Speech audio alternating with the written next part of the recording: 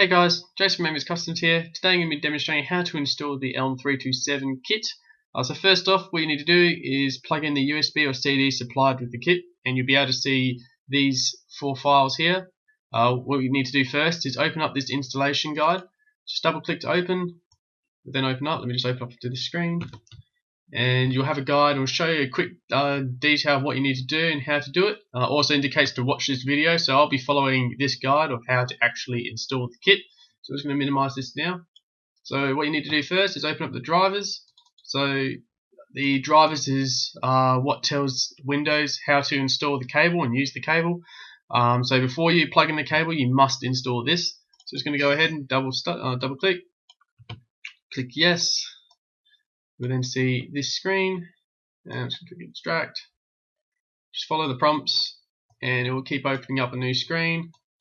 Next, I agree. Next, and finish. And that's it. That's that done. All we have to do now is plug in the ELM327 cable. So I'm just going to plug mine in now. Alright, so that's just plugged in.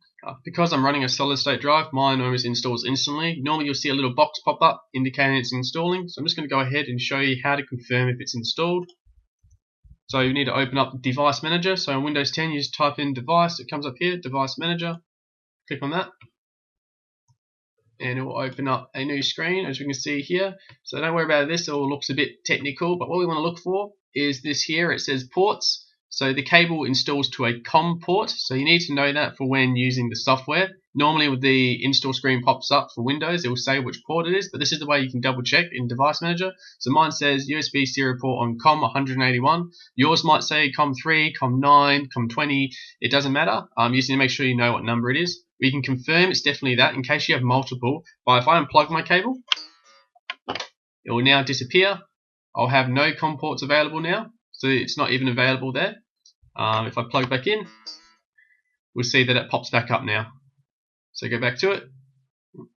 2 seconds. There we go.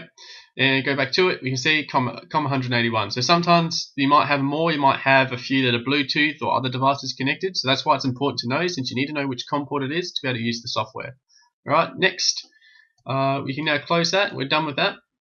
And we can now go to the software. So this is us installing the software we need. So you can see we've got 2 folders. We have the software on Elm Street, which is our application, and we've also got another one called NetFrame 4.0 installer. So if your computer is connected to the internet and up to date, this should already be installed by Windows by default. Some computers like XP may need to run this to install for our software to actually load up. So we'll leave that for now. We'll just go into the software on Elm Street. We have the demonstration video showing you how to use the program. I'm pretty sure I do it on my own VESS. But here's the actual program, the installer. So you're going to do is double click to run. It will then pop up. Click yes. Your antivirus may stop this. You might need to just tell it to ignore or continue. It does that simply because it's not used by millions of people. It does it to my own on AVG. But just going to keep continuing here. Just keep pressing next to continue and start. Installed, all done. Once you've done that, it will actually save a new icon onto your desktop.